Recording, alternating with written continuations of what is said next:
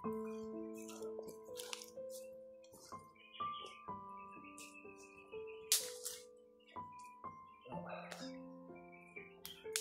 tol, ay isang mapagpalang umaga sa ating lahat, no? So, pahinga muna ako dito mga tol at nagsaing ako ng kanin. Buti na lang nakabaon ako ng bigas. So, habang naghihintay ako sa aking mga kasama, so, papahinga muna ako dito mga tol. O pagkatapos nito mga tol ay aalis ako kaagad para ipagpatuloy yung paghahanap ng aking mga kasamahan. O, sa mga nag-chat sa akin na yung mga kasama ko ay paalis na daw sa gubat na ito. So huwag kayong mag-alala mga tol, inaabangan ko sila dito. Dahil alam ko na dito din sila dadaan kasi safety na lugar ito. Kung itong area na ito mga tol, medyo malayo ito sa itong pinili kong lugar. Alam ko na dito sila dadaan mga tol kasi walang ibang pwede na daanan na malayo sa mga kalaban. So nag-send na ako sa kanila ng mensahe para malaman nila na dito ako at dito ako nag-aabang sa kanila. Pero kung matagalan man sila, dahil alam ko na sa palabas na bago sila makalabas dito ay marami pa silang mga kalaban na masasagupa o mga bandido. So pagkatapos ko nito ay patuloy ako sa paglalakbay para salubungin yung mga kasama ko. Pero huwag kayong mag-alala mga tol, magiging okay rin ang lahat mga tol.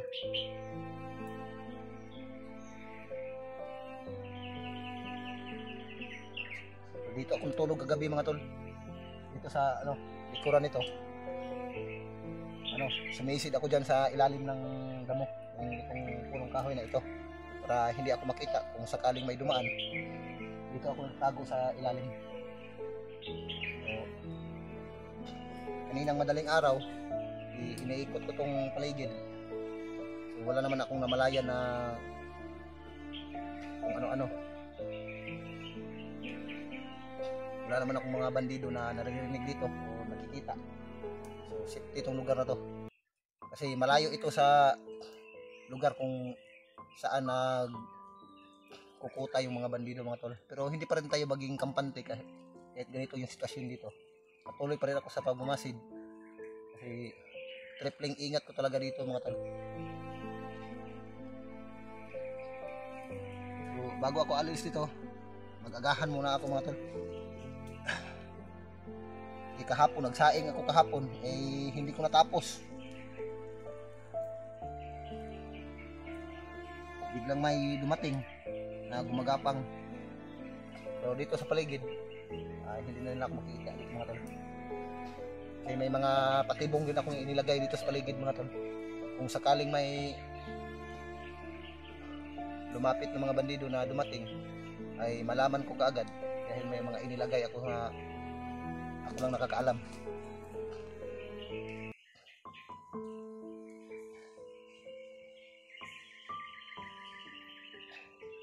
May mga patibong akong nilagay dito sa mga paligid mga tol. Kung sakaling may dumating ay talagang mabibitag sila.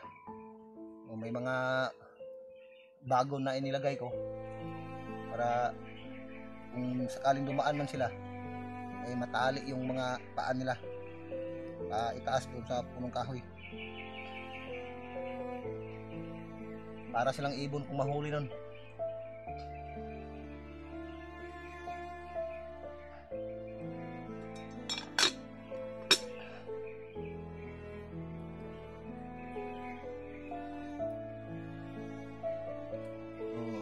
Ihaw ako ng talong mga tol. Ito lang yung ulam ko kasi yung sardinas na dala ko 2 piraso lang yun. Naulam ko na nung nakarang araw, kahapon hanggang kagabi. Wala na akong natirang ulam, ito na lang yung talong.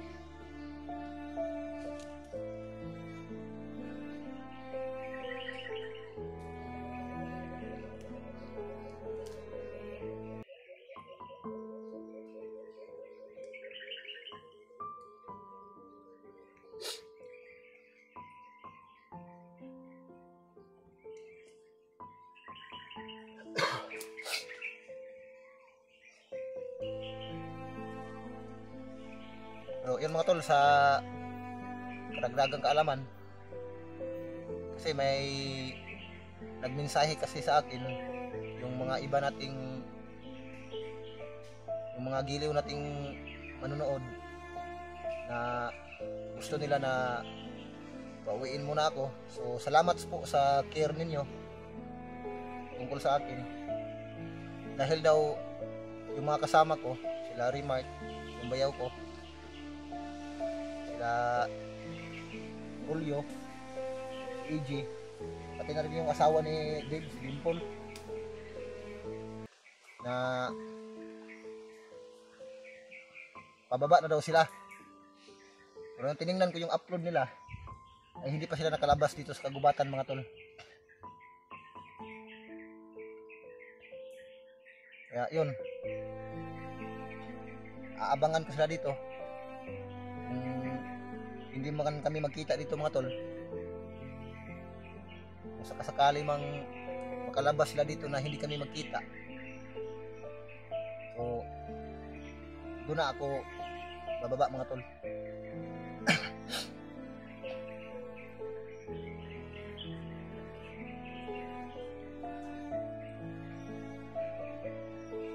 So iwan ko lang mga tol kung kasama ba nila si Bads, yung bayaw ko, kung kasama ba nila, dahil hindi ko nakita doon sa video.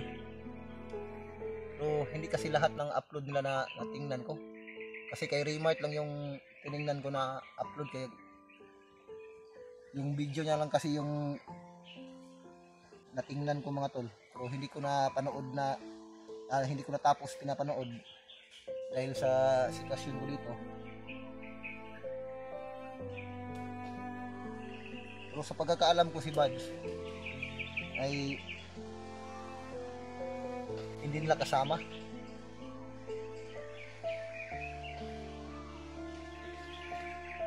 Pero kung makauwi man sila Remart, sila Julio, pati yung asawa ni Dave, si Dimple, tapos si Buds ay hindi nila kasama, ay hindi pa rin talaga ako uuwi.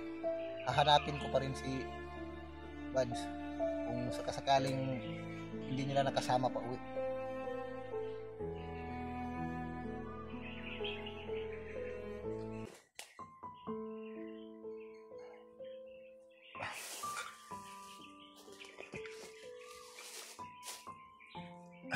Luto na to.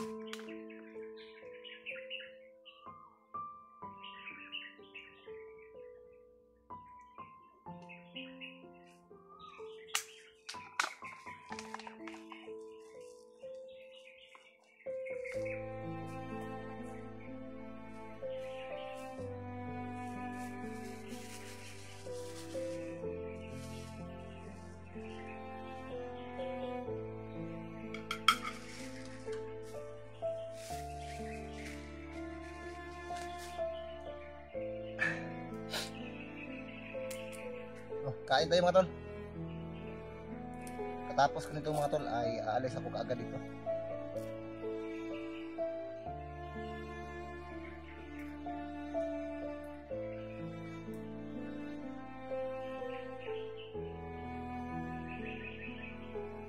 Kasi ilang araw na mga tol na iniikutan ko ito.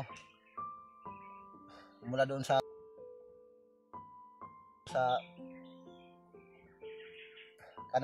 kanan banda at sa kaliwang banda ay iniikot ko na to mga tol. Doon banda may mga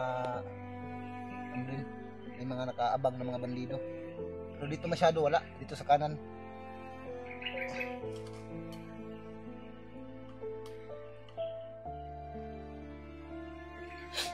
Okay mga tol, kain tayo.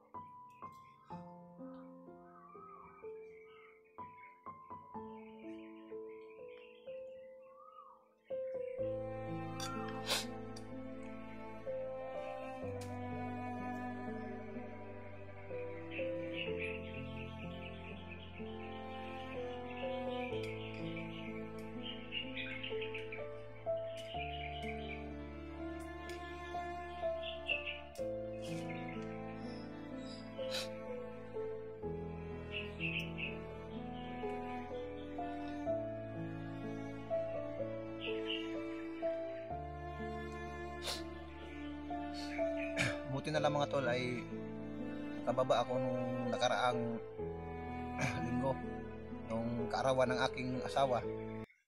Kung hindi siguro ako nakababa nun mga tol, hanggang ngayon ay wala talaga akong makain mga tol. Buti na lang nakauwi ako. Tapos pagbalik ko dito kaagad ay nakabaon ako ng kunting pagkain. Pero nakadala din ako ng bigas.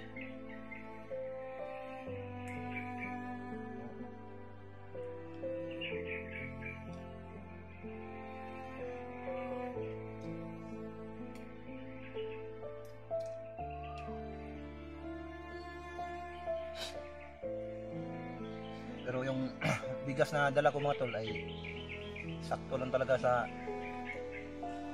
isang linggo mga tol, mula nung pag-akyat ko dito.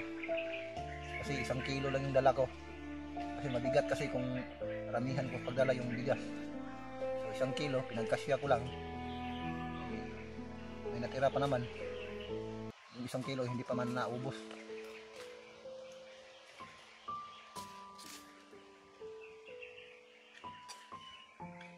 Dahil yung ginagawa ko, kung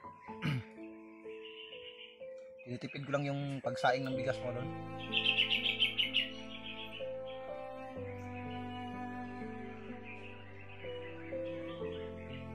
Habang may bigas pa akong dala, sa isang araw, isang beses lang akong kumain ng bigas. Nung naubos na yung tinapay kong dala, minsan kung makadaan ako ng mga punong kahoy na may mga bunga, yun ang kinakain ko, pang alis gutom lang. Pero kung hindi ko na talaga kaya, may bigas naman ako, kaya katulad nito, sasaing ako para lalong lumakas yung katawan ko.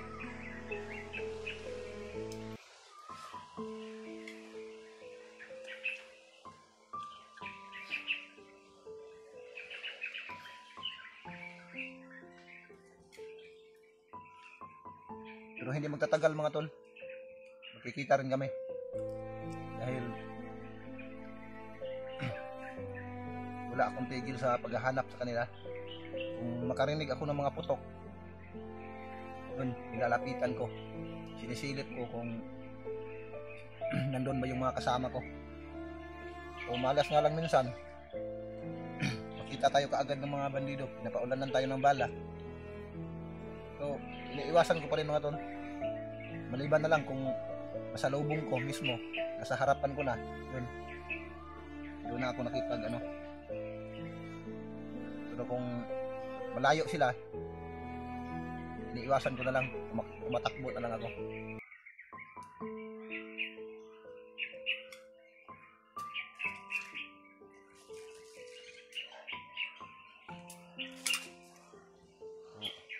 May laman pa konti, mamayang gabi ito naman yung kakainin ko, o kaya bukas.